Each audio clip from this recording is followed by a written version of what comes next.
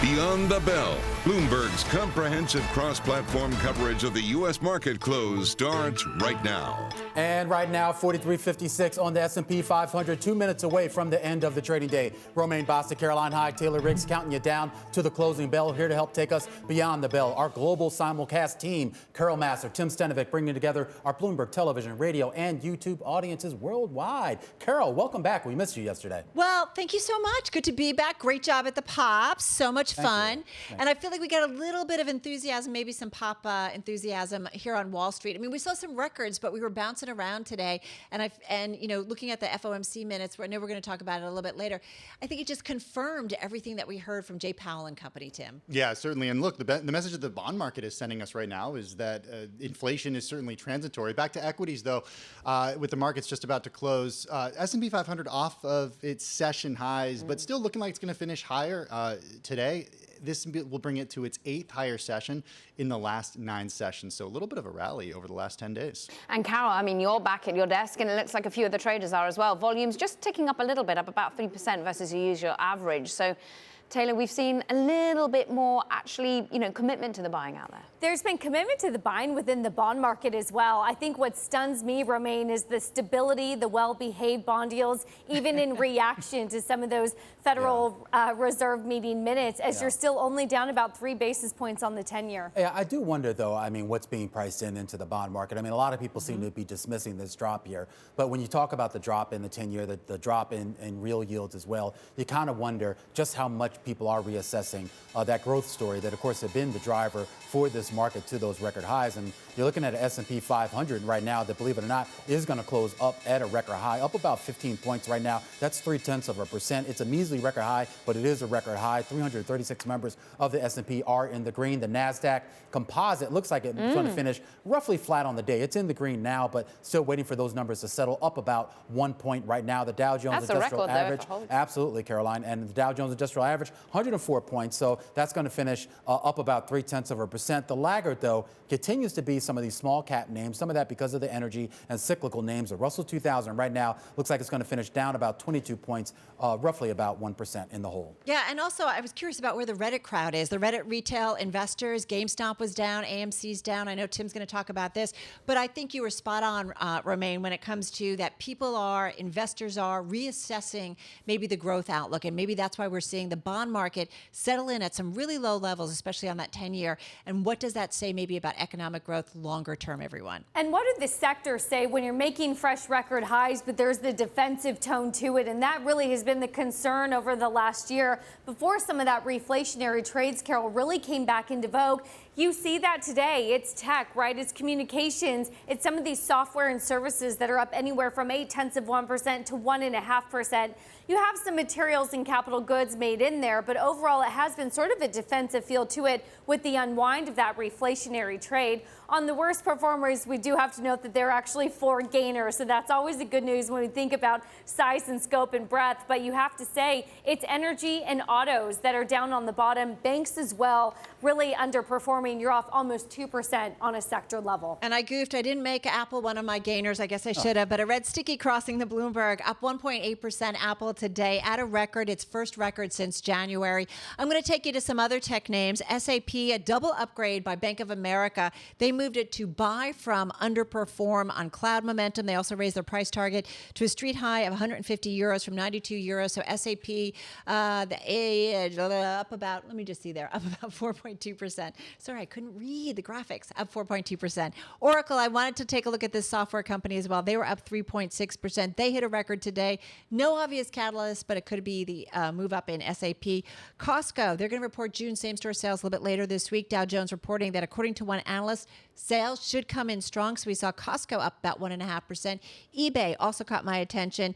They posted the CEO a welcome back on LinkedIn, and they apparently reopened their headquarters yesterday in San Jose, California. So folks are coming back, Tim. Well, they are coming back. They are going away from Didi, though. It's among the largest decliners that I'm keeping an eye on today. Shares closing down 4.6%. That brings its 3-day decline down to 27%. Remember, the company just IPO'd last week to the tune of more than $4 billion for that IPO. Other Chinese ADRs lower today as well. NIO down by nearly 8.5%. That's the electric vehicle company.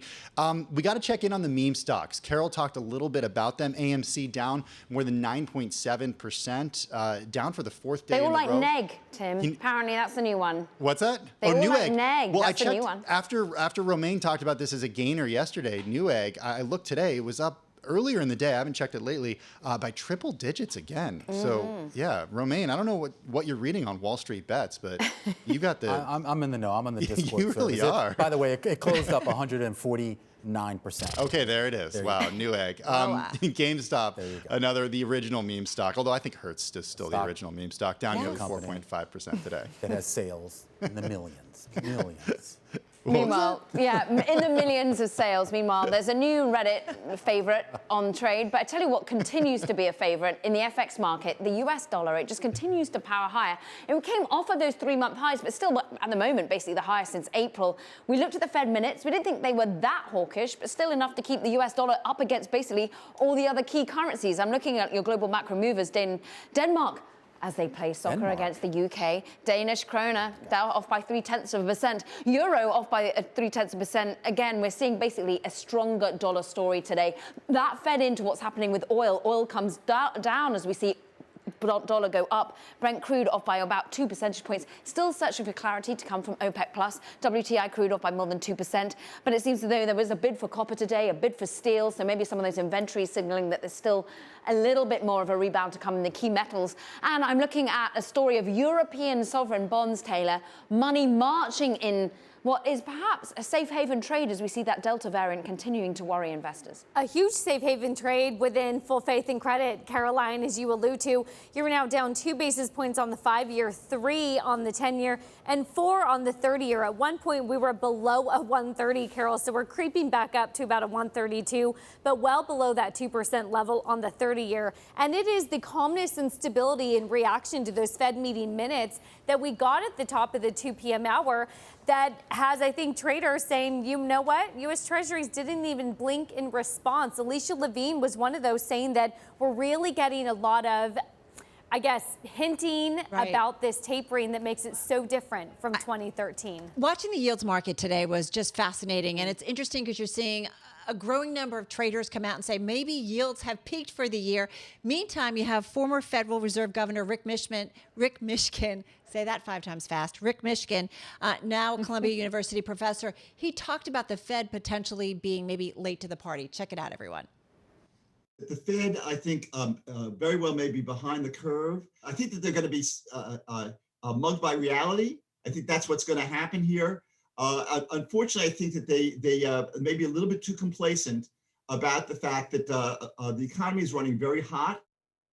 All right, so that's Fred Mishkin, former Federal Reserve Governor. It's the debate that's going on. Some saying the Fed is too slow, right, Romaine? And others, I think it's interesting to see traders, investors saying that yields have maybe peaked for the year. Yeah, and whether they're too slow or not, I mean, there's a broader issue here about the fact that for months now, people have been asking the Fed about inflation, and they kept pointing to unemployment. That's our focus. That's our focus. There does seem to be a little bit of a pivot here over the last few weeks where they do now seem to be honed in on inflation, not only from what we got out of the minutes, but from a lot of the commentary that we've gotten out of the various Fed members over the last couple of weeks here, that now is a focus. The idea here that transitory nature of all this may be a little bit more concerning than, I guess, what was communicated prior. Yeah, Romaine, and looking through the Fed minutes, one thing that really stuck out to me, and you guys know I love talking about real estate here and the housing crisis that the United States is facing. One of the key takeaways was that the connection between low interest rates and rising home prices. I look at the 10-year at 1.3, and I think to myself, wow, interest rates are going to remain low for a while. People are going to refinance. That's going to drive prices higher.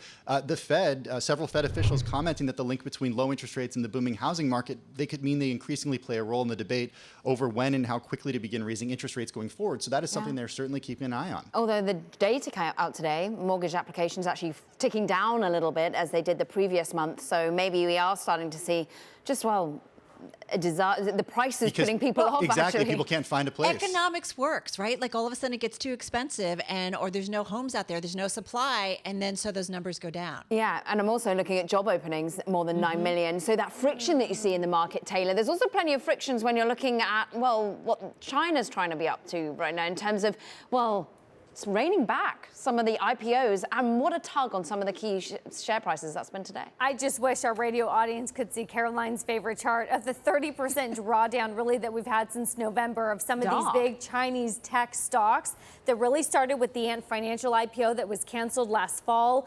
And Carol, it hasn't really changed. The picture has been a big crackdown, and you just wonder with Didi, who knew? Did investors know, or did they not? Well, and you do wonder about investors going forward. Is this not going to be free market capitalization or not free markets? And do investors ultimately, guys, pull back? So, Carol, as we're talking about, of course, the Chinese issues here, antitrust issues here in the U.S., this now targeting Alphabet.